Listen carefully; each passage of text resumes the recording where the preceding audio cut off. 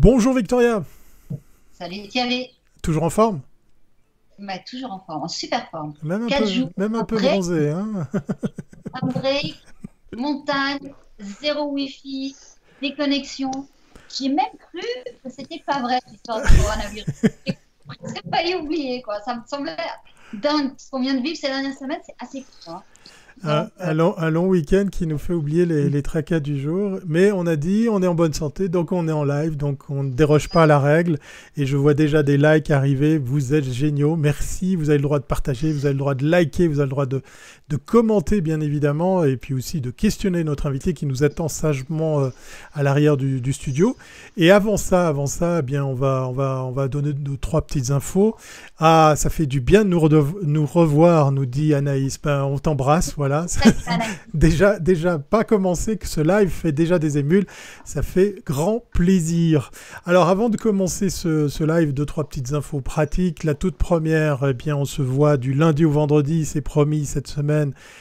C'est presque le programme officiel naturel.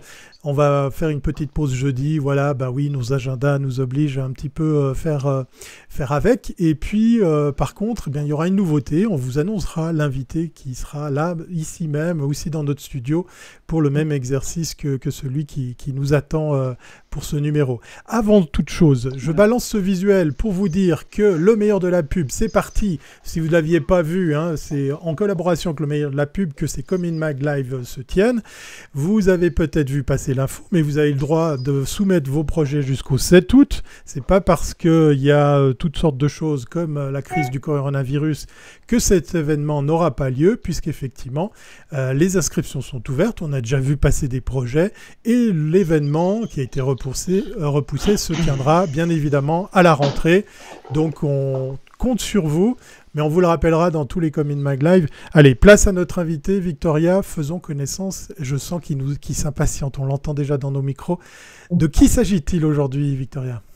Aujourd'hui, c'est Édouard Gauthier, directeur général de l'agence Gauthier-Colette. Bonjour Édouard, Bonjour Victoria, bonjour Thierry. Bonjour Edouard, bienvenue à bord. Merci. comment vas-tu Édouard? Comment ça va? Eh ben, pas trop mal en cette période et le même sentiment que toi. Après 4 jours aussi en montagne, on a l'impression que le Covid est pas trop passé avec des gens qui sont très décontractés. Donc voilà. Et puis ça fait du bien aussi de pouvoir en profiter. C'est vrai que ça a l'air irréel. Mais franchement, on a vécu quand même quelque chose d'assez exceptionnel. Et mais c'est fou hein, de se dire qu'on a été confiné comme ça. Alors, comment ça s'est passé pour ton agence? Ben, je pense que aussi du télétravail. Bon, pour les agences de communication, c'est pas forcément un problème de télétravail, mais quand même. Alors, raconte-nous ton expérience. Bah, exactement, ça a pu se mettre en place rapidement, ça s'est bien déroulé. Dès le début, on a pu envoyer un petit message à tous nos clients pour dire qu'on était opérationnel, qu'on était prêt à les accompagner pour traverser cette situation, de bien réfléchir avec eux sur comment communiquer en interne et auprès de leurs clients. Mais bah, puis il y a eu beaucoup de conversations en fait avec tous nos clients et aussi d'une façon aussi franche que possible parce que là, c'est la trésorerie qui a souffert. Beaucoup ont demandé des échéanciers de paiement. Voilà, donc finalement, notre chiffre d'affaires, nous, c'est maintenu. Il y a même eu des compétitions qui sont plutôt enfin, on a gagné, que ce soit auprès de clients, développement de portefeuille ou auprès de nouveaux clients. Mais voilà, c'est la trésor qui a pris un coup et on espère que tout le monde va en ressortir en bon état pour retrouver une situation stable.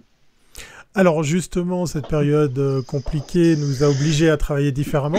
Est-ce que répondre à des pitchs, à des briefs, pitcher, proposer justement des stratégies, c'est un exercice auquel tu étais déjà acquis ou c'est une découverte parce que certaines agences qu'on a interviewées nous ont dit que c'est quand même méchamment différent de pas sentir le client en direct et puis de le faire au travers d'un Skype, d'un Zoom, c'est un peu plus dur comme exercice. Comment ça s'est passé de ton côté? Très clairement, c'est différent, évidemment. Et je pense pas qu'on ait trop fait. Après, il arrive. Nous, on a beaucoup de clients qui sont côté français, donc on est régulièrement en déplacement, mais quand même, dès que possible, on va faire des échanges via justement les différents outils de visioconférence, ce qui a permis qu'on ait l'habitude de vendre nos idées. Maintenant. pour un nouveau client, là, ça change. Et c'est pas évident de bien comprendre voilà, le ressenti. Et puis là, il y avait surtout un gros projet aussi pour un client chinois. Mais là, c'était pas que la vidéo qui faisait que les échanges sont pas toujours évidents en termes de compréhension. Est-ce qu'au niveau de la perception, justement, entre tes clients français, alors je ne dis pas le chinois parce que visiblement ça devait être assez compliqué de comprendre, mais entre les clients français et les clients suisses, est-ce qu'il y avait une façon de réagir différente face à la diversité? Parce que on dit toujours que sur le marché français, les gens sont quand même, je veux dire, ils n'en sont pas à leur première crise, donc les gens ont peut-être plus l'habitude de choses plus instables, alors que sur le marché suisse, c'est vrai que ça faisait très longtemps qu'on avait... Même sur le marché français, personne avait déjà connu cette situation qui était vraiment exceptionnelle et avec évidemment la difficulté d'absence de projection, savoir comment ça allait pouvoir évoluer. On avait quelques idées par rapport à ce qui se passait à l'international, mais vraiment c'était l'inconnu pour tout le monde. Ça, c'est une situation très compliquée pour tous les chefs d'entreprise. Nous, on a beaucoup de distributeurs. Voilà, à partir du moment où le point de vente, tous les points de vente doivent fermer, ils ne savent pas quand ils vont réouvrir. C'est difficile. Ils cherchent à s'adapter. Et ce n'est pas l'État qui, au début, était en mesure de donner des informations sur une possible réouverture, reprise économique. Ça, c'était pareil des deux côtés, hein. Suisse et français. Il y a eu vraiment une première phase sur l'inconnu, reporter l'attention sur le digital. Certains de nos clients n'avaient pas pu avoir d'activité même sur le digital, se demander par rapport au e-commerce s'ils pourraient poursuivre. Certains, c'est parce qu'ils étaient en zone de cluster et donc ils ont dû fermer les entrepôts logistiques dès le début, donc pas profiter d'une activité et du report d'achat sur le e-commerce. D'autres, c'était pour des questions d'éthique, de se dire ils ne voulaient pas faire travailler leurs équipes dans les services logistiques en début de crise en tout cas, avant de voir que voilà, selon certaines règles sanitaires, l'activité pouvait se poursuivre. Mais voilà, c'était vraiment les interrogations qu'on a eues des deux côtés au début. Et après, j'ai beaucoup apprécié du côté suisse la relation toujours de confiance. Enfin, on n'est pas fournisseur, on est partenaire, même si on a la plupart de nos clients depuis plus de 5 ans en moyenne. On a des relations de confiance, mais côté suisse, c'est toujours, voilà, on est partenaire, on n'est pas que fournisseur. Et c'est extrêmement agréable et confortable dans une situation tendue. Est-ce que vous avez fait de la communication pendant cette période et de la communication Covid Ah oui, pour tous nos clients. C'était au début un message de crise, pourquoi c'était fermé. On a dû informer l'ensemble des clients via le digital et les réseaux sociaux, prendre des prises de parole en cultivant justement l'univers de marque et bien faire en sorte que l'identité de la marque s'exprime au travers de ces messages, d'expliquer quelle était la situation, en essayant d'être aussi transparent que possible auprès des clients et consommateurs. Et ensuite, ça a été, voilà, on va bientôt réouvrir, quels sont les gestes barrières qu'on va mettre en place pour assurer une réouverture dans de bonnes conditions. Et on a eu aussi beaucoup de travail pour la communication auprès de l'interne, rassurer sur le management de l'entreprise, quelle est notre vision, comment est-ce qu'on va évoluer, qu'est-ce qu'on peut vous garantir sur notre volonté d'entreprise d'aller de l'avant en tant que marque. Voilà.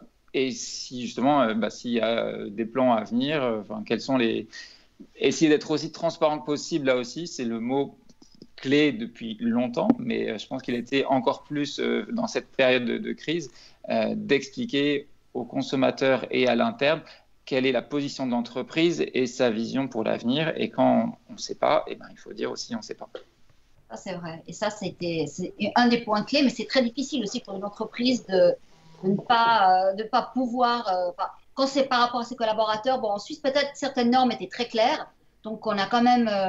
clair dans une certaine semi-confinement, mais j'ai l'impression que ce point-là n'a jamais été relevé par d'autres agences de comment parler à l'interne. C'était pas, disons ça. Je trouve intéressant que toi tu aies eu des clients qui te demandaient de faire toute cette communication interne. On n'a pas eu d'autres agences qui nous ont parlé de ça.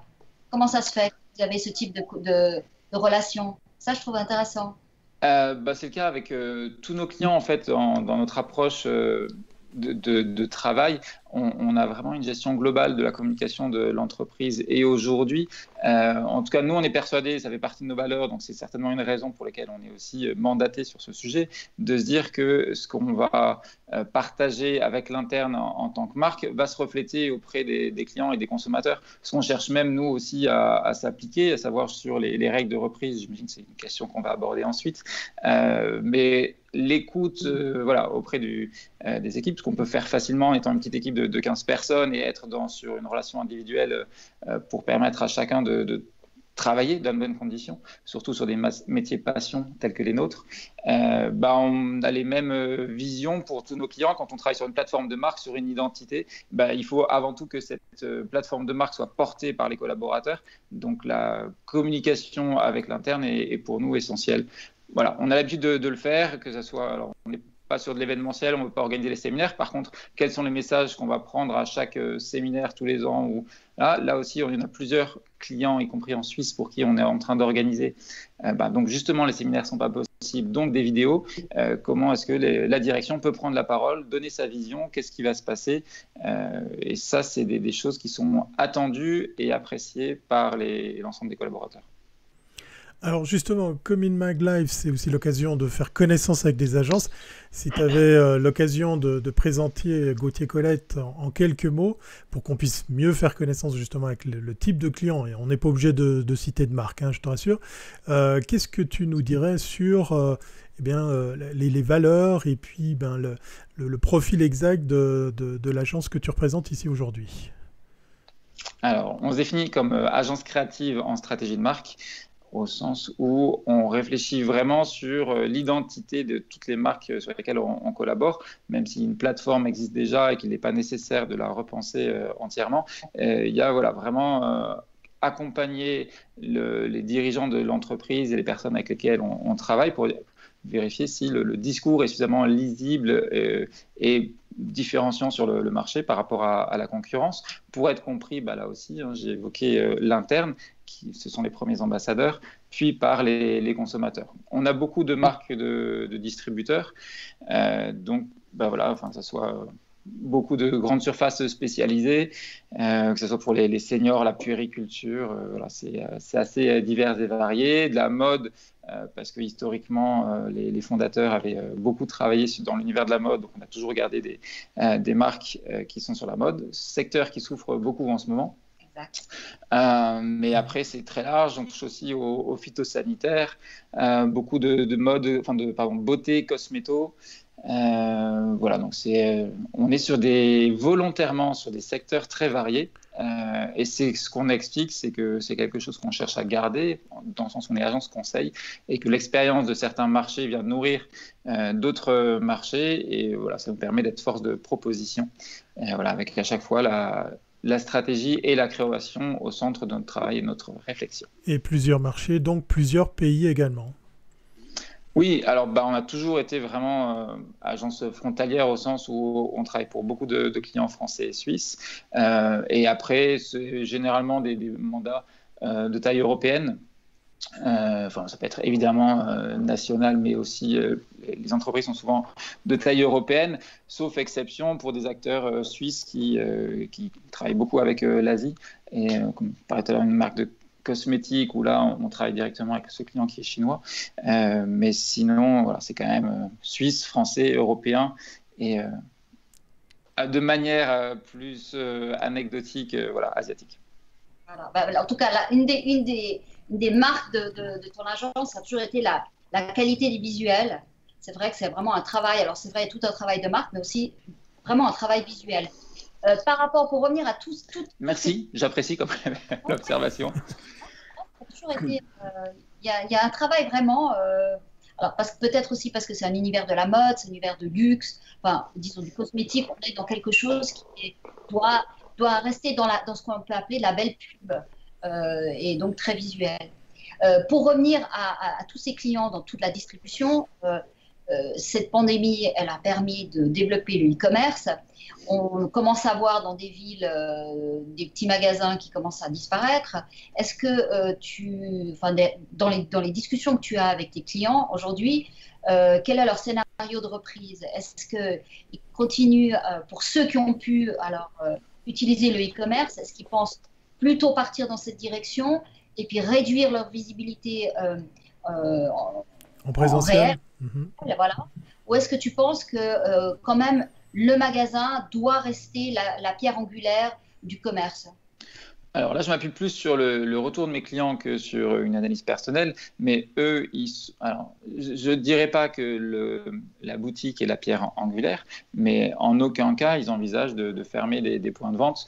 De façon à privilégier le digital. S'ils sont amenés à fermer des points de vente, ça sera soit par obligation, soit pour aller faire des points de vente plus adaptés. On voit par exemple un réinvestissement des centres-villes. Ça, c'est une tendance qui a été amorcée il y a plusieurs années, qui est déconnectée du Covid, avec même Ikea quand même, qui est un symbole, qui maintenant fait des showrooms de centre-ville. Voilà, c'est cette évolution qui touche beaucoup d'acteurs, justement des grandes surfaces spécialisées qui ont surtout des gros volumes, donc avec des points de logistique en dehors des centres-villes et des points showroom qui s'appuient sur des outils digitaux pour présenter un grand catalogue produit en magasin. Ça, c'est le marché comme il évolue un peu sur le moyen long terme. Et puis aujourd'hui, c'était un accélérateur, tout le monde l'a dit, donc voilà, c'est une banalité. Accélérateur des transformations digitales, de la même façon que pour nous aussi, avec le visio, accélérateur du travail à distance. Mais tous les acteurs pour qui on travaille aujourd'hui souhaitent conserver vraiment la vente, et à l'inverse, puisque la relation au consommateur est extrêmement forte, on cherche à la conserver sur un contact permanent au travers des outils des réseaux sociaux. Mais le vrai contact physique, on voit que tout le monde avait hâte de sortir de chez soi et d'aller rencontrer des gens, même relation avec les marques. C'est très bien d'avoir un contact suivi via les réseaux sociaux, mais être au contact de d'un vendeur et qu'éventuellement vous connaissez, mais en tout cas vraiment être dans une interaction plus forte et physique avec la marque reste quelque chose d'important, et ça c'est partagé par l'ensemble des marques pour lesquelles on travaille. Bon, imaginez par rapport à la mode que les gens aient peur, tu vois, d'aller essayer des habits. C'est quand même quelque chose que tu touches, quand tu vois toutes les explications que doivent faire aujourd'hui les Seychelles où elles nettoient les habits. Enfin, ça a l'air très très compliqué. Est-ce que ça, c'est pas un secteur qui peut être encore plus touché que les autres? Oui, très clairement, et ils l'ont été. C'est pour ça que on les accompagne aussi pour partager ces messages, bien expliquer les règles qui sont mises en place. Ensuite, évidemment, ça dépendra beaucoup de combien de temps on devra vivre avec cette épidémie. Est-ce que d'autres épidémies pourraient exister? Présenter aussi la capacité de résilience et d'adaptation de ces chaînes, leur capacité de trouver des solutions et de montrer, de faire preuve que finalement, malgré la crise, il n'y a pas de plus de soucis et de transmission en fait, de la pandémie en point de vente. Donc voilà, montrer qu'ils ont des outils qui tiennent la route. Et ensuite, ils tablent sur une reprise petit à petit, en tout cas dans le secteur de la mode qui est le plus touché jusqu'à la fin de l'année. Voilà, les chiffres un peu qu'ils évoquent, c'est moins 15% par rapport à -1 sur le dernier trimestre. Donc voilà, avec des chiffres qui étaient de moins 40 à moins 60 sur le deuxième trimestre qui a été le plus touché. Donc voilà, c'est vraiment une reprise qui se fait petit à petit, qui aura vraiment lieu l'année prochaine, mais avec des tendances intéressantes. Ça fonctionne, pardon. Ça marche. Côté Suisse, ce qui nous était dit, c'était que le trafic actuellement en centres commerciaux a diminué de 30 à 40%. Par contre, le panier moyen, lui, a augmenté de 20 à 30%. Je ne sais pas si c'est des chiffres qui avaient déjà été partagés, que je n'avais pas forcément entendu dans le live. Et ça été confirmé sur plusieurs centres commerciaux. Donc voilà, par contre, les personnes actuellement augmentent le panier moyen, même s'il y a moins de trafic. Ce sont des gens qui sont motivés, qui viennent en magasin avec une envie d'acheter, éventuellement par rapport aux économies qu'ils ont pu faire sur les mois passés, les semaines passées. Voilà, j'ai un chat dans la gorge juste au moment de poser la question. On assiste au sein des PME, des petits commerces, on l'a vu par plusieurs exemples ici dans Come in Mag Live, que beaucoup ont appris quelque chose par rapport à la mise en ligne, au numérique, à l'usage de ces outils. Est-ce que c'est cet apprentissage le seul apanage des plus petits, des plus modestes, ou est-ce que les grandes marques, les distributeurs auxquels tu te retrouves à collaborer avec ont aussi appris quelque chose, ont reconsidéré l'approche de leur communication versus le traditionnel et le numérique? Alors je sais que pour la plupart, je pense qu'ils sont aguerris déjà à l'exercice d'utiliser tout ça, mais est-ce qu'on est allé plus loin? Est-ce qu'on a une sorte de sensibilisation exacerbée qui s'est créée à la suite de cette crise? J'ai l'impression qu'ils sont plutôt restés sur des outils dont ils avaient une certaine maîtrise, plutôt que d'essayer de nouvelles choses en cette période. Voilà, il y avait déjà beaucoup de choses un peu instables et incertaines. Donc, par rapport aux outils utilisés, pour la plupart, ils ont préféré utiliser les outils qu'ils connaissaient, dont ils étaient à peu près sûrs.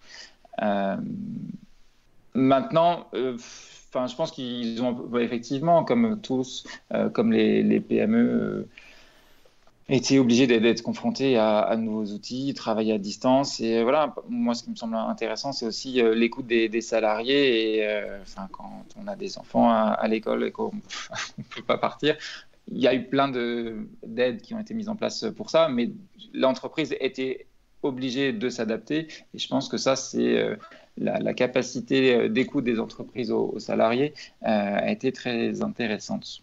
Mais voilà, approche personnelle. Donc maintenant, on parle de reprise. Donc, alors, quelles sont les stratégies de reprise que tu commences à mettre en place pour ces marques? Tu as parlé de résilience, je pense que c'est intéressant. C'est vrai que dans la résilience, voilà, on essaie d'oublier un peu le passé et aller de l'avant. Est-ce que ça va être sous la forme de publicité classique ou plus de réseaux sociaux, ou comment ils vont? Qu'est-ce que vous proposez? Alors, la résilience, justement, c'est vraiment la capacité de s'adapter à une situation. Donc, c'est pas du tout faire comme si de rien n'était et oublier ce qui s'est passé. Et à l'inverse, toutes les études, tous les rapports qui sont sortis ces dernières semaines montrent bien que les consommateurs attendent des marques qu'elles communiquent sur la situation réelle, voilà, les problématiques auxquelles sont confrontés les gens. Donc, toutes les créations sur lesquelles on travaille pour nos clients intègrent cette existence d'une situation. Voilà, l'état d'esprit n'est pas le même qu'avant la crise. On essaie, oui, d'avoir un discours positif, mais certainement pas de faire comme si de rien n'était. Et aussi, quand on doit parler de prix, voilà, vraiment faire de la promo, ce qui est quand même aussi une partie essentielle de notre métier. Il ne faut pas la faire. Voilà, s'il faut vendre pour vendre, en ce moment, c'est un message qui passe pas bien. Et il faut qu'on dresse un contexte. Et si c'est de façon au moins implicite par les visuels, etc. Voilà. En tout cas, il doit y avoir quelque chose. Les consommateurs, pour l'instant, les études et les réactions aux pubs qu'on peut faire, on voit bien qu'ils sont en attente vraiment d'une mise en contexte et d'une prise en considération de la situation traversée. Certaines agences évoquaient effectivement l'aspect promo en laissant entendre que finalement, ce n'était pas un bon moment. Si la reprise, c'était principalement de la promo, ce n'est pas très intéressant ni intellectuellement ni financièrement pour les agences, parce que les campagnes n'allaient pas être aussi importantes. Alors, est-ce que tu as beaucoup de campagnes qui ont été complètement arrêtées et qui vont reprendre, ou finalement, comme tu l'as dit aussi, j'ai cru comprendre, plus ou moins, tu as toujours pu faire quelque chose, mais s'il y avait des grandes campagnes qui ont été complètement arrêtées? Non, on n'a pas eu de grandes campagnes arrêtées. Nous, on a eu un seul client qui était dans le tourisme qui, dès le début de la crise, nous a dit que là, il n'allait pas bien et qu'il fallait qu'il arrête tout. Voilà, c'est le tourisme qui a vraiment pris un gros coup et voilà, avec les répercussions évidentes. Les autres, on poursuit. Évidemment, la mode avait on a plusieurs projets plutôt pour la fin d'année, donc pas en cours, qui sont en stand-by pour voir à quelle vitesse la reprise peut avoir lieu. Donc, forcément, ça nous touche aussi par rapport au projet qui a été en cours. Mais sinon, dans les campagnes, on a plusieurs aussi. Là, quand même, on est en train d'organiser, justement, de voir avec les équipes de production comment faire en termes d'achat d'art, campagne télé et campagne d'affichage qui vont avoir lieu. Donc, il y a eu des décalages parce que de toute façon, on ne pouvait pas filmer sauf et certains qui l'ont fait, et pour certains très bien fait quand même dans la situation de confinement. Mais voilà, par rapport aux images qu'on cherche, nous, on a prévu plutôt de décaler nos prises de vue sur août-septembre en équipe réduite. Et donc, pour certains secteurs, on voit que la vague du printemps était complètement zappée parce qu'il y avait pas, ou il y avait du matériel qui n'était pas adéquat, ou il n'y avait pas de matériel. Exactement. Voilà. On l'a dit dans un Comin Mag Live, la Chine reprend de plus belle ses bons réflexes de consommation. Alors, est-ce que c'est des bons, des mauvais? Ça, c'est autre chose. On voit aussi que la montée de la pollution reprend de plus belle et on dépasse même les seuils constatés l'année passée. Mais ça, c'est une autre histoire. Avec le regard que tu as justement sur l'Asie, est-ce que tu peux confirmer ce constat du consommateur qui se rue sur des produits de luxe? Alors, je pense effectivement à voilà. Est-ce que c'est un fait avéré de voir que par frustration, ce public, ces consommateurs se ruent sur de tels produits après un confinement qui se libère? Alors, je ne suis pas spécialiste de l'Asie, donc je ne serai pas en mesure de répondre. Je n'ai pas suffisamment d'informations sur la consommation. Le seul point, c'était nos clients qui nous informaient que, eux, les usines tournent, ils ont beaucoup de projets, mais voilà, ça. J'ai pas plus d'infos que ça, si ce n'est qu'il n'y a plus de problème de confinement pour eux, en tout cas les gens avec qui on travaille à Beijing, et qu'ils y vont à fond. Je pense que ce sera une question qu'on te reposera dans quelques mois pour voir si le constat est transposable ici en Suisse, en Europe, en général. Alors, une petite question en tant que chef d'entreprise. Toi, comment est-ce que tu as vécu cette période? Je sais que tu as un passé dans l'humanitaire, donc est-ce que tu avais vécu déjà une chose aussi forte que ça, ou c'est le plus fort que tu as eu à vivre jusqu'à maintenant? D'avoir à gérer une prise par un temps aussi assez étonnant. Alors, il est évident qu'en comparaison avec des projets humanitaires, moi j'étais spécialisé sur les projets enfants des rues, mais je travaillais pendant longtemps en Afghanistan. La situation était assez facile en Suisse. Voilà, c'est pas comparable, mais ce sont vraies deux choses qui n'ont rien à voir quand on voit des personnes qui sont en détresse immédiate par rapport là à des situations où la détresse peut être réelle, mais sur le plus long terme. On va voir combien d'entreprises vont souffrir de cette crise. On peut être assez pessimiste sur la santé économique de beaucoup de secteurs. Donc voilà, je ne fais pas la comparaison, passez pas la même situation. Par contre, il est certain que moi, ça m'a appris aussi à conserver un certain calme et une prise de recul par rapport à la situation et d'échanger rapidement avec les équipes, y compris mettre en place une ligne. Enfin, on avait un groupe WhatsApp urgence Covid. Si jamais quelqu'un était malade ou quoi, qu'il fallait transmettre l'information, des informations importantes, des réflexes qui sont revenus assez rapidement dans une situation qui était quand même très atypique. Alors, je sais que c'est une question qu'on pose à toutes les agences. On le sait, pour la partie créatrice, c'est un peu compliqué de faire ça à distance, mais est-ce qu'il y aura des petites habitudes qui vont rester, le télétravail, pas besoin de prendre la voiture ou le train aux mêmes heures, de se déplacer? Est-ce que c'est des choses qui vont être peut-être repensées chez Gauthier Collect? Oui, absolument. J'ai été le premier à pas être forcément à l'aise, mais certainement en tant que chef d'entreprise, de me dire j'ai besoin d'avoir les équipes présentes et non pas pour vérifier qu'elles travaillent, mais mon souci était plutôt par rapport à la culture d'entreprise, le fait de partager, échanger, et même si chacun a dit assez rapidement la volonté de vouloir se retrouver et de partager. Il est évident que le travail à distance s'est très bien passé, avec surtout, encore une fois, sur ces métiers de passion, une autoresponsabilisation. Et chacun, à partir du moment où les plannings sont faits, chacun sait ce qu'il a à faire et le fait.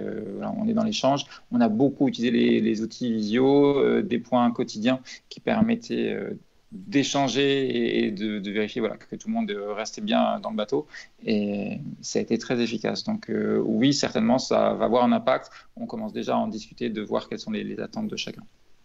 On pourrait faire, Victoria, un spécial trucs et astuces des agences dans dans quelques semaines, dans quelques mois. On en apprend tous les jours. Hein. L'agence, enfin bien l'aménager depuis pas très longtemps. Ça fait quoi? Vous êtes à Certout depuis combien de temps aujourd'hui? Certout, c'est 3 ans. Voilà. Donc maintenant vous étiez dans vos murs, c'est clair que voilà, je pense que pour certaines agences aussi qui avaient envisagé peut-être de s'agrandir ou d'avoir un espace, ça change aussi la donne de se dire qu'on peut aussi travailler à distance, quoi. Et puis travailler d'une manière différente, quoi. Donc voilà. Écoute, Edouard, ça a été vraiment très sympathique de t'avoir. Et puis peut-être juste pour finir, alors sur quelle campagne es-tu en train de travailler aujourd'hui? Alors là, je suis en vacances cette semaine. J'essaie de ne rien faire, si ce n'est ce live. On l'oblige à travailler un lundi après-midi. Avec plaisir, et c'est pour ça, voilà, pas vraiment un travail. Mais sinon, là, on a notre campagne pour nos amis chinois qui se prépare. Et puis, toujours de beaux projets pour Cara et Laura Star. C'est voilà, 2 clients avec qui c'est très agréable de travailler. Et on a pas mal de choses en cours avec eux. On ne manquera pas de revenir vers toi pour continuer, puisque comme In Mag Live, c'est pas terminé, on en prend la place, on la garde, et ça sera l'occasion justement à toutes les agences, hein, comme celle d'aujourd'hui, eh bien de revenir sur des projets en cours, sur de l'actu. C'est fait pour ça. Merci beaucoup Edouard pour ce temps partagé. On te remercie grandement d'avoir pris du temps sur tes vacances pour ce live. Et puis on va se dire au revoir pour que tu puisses vaquer à d'autres occupations. À très bientôt, Edouard. Merci Victoria, merci Thierry, à bientôt. Merci. Il est temps de se dire au revoir, Victoria, mais on a une grande nouvelle. On est capable d'annoncer la prochaine invitée, puisqu'il s'agit d'une femme en plus. On était toujours capable, mais on ne le faisait pas. Donc nous, on a décidé qu'on allait le faire, qu'on allait toujours annoncer la personne le jour d'après, notre invitée. Donc ce sera Caroline Muller de l'agence MAP. Et là, on passera de Genève au canton de Vaud. Voilà. Et avant de se dire au revoir, on vous remet encore un petit coup le visuel du meilleur de la pub. Hein. Inscription au meilleur de la pub jusqu'au 7 août. Il n'y a pas de raison de ne pas vous le rappeler, puisqu'effectivement, cet événement aura lieu, puisqu'en septembre, tout ira beaucoup mieux. En tout cas, on fait tout pour ça. Victoria, on se dit qu'on se voit demain. Hein, demain, 15h, même endroit. Allez, à demain. Allez, portez-vous bien. À demain.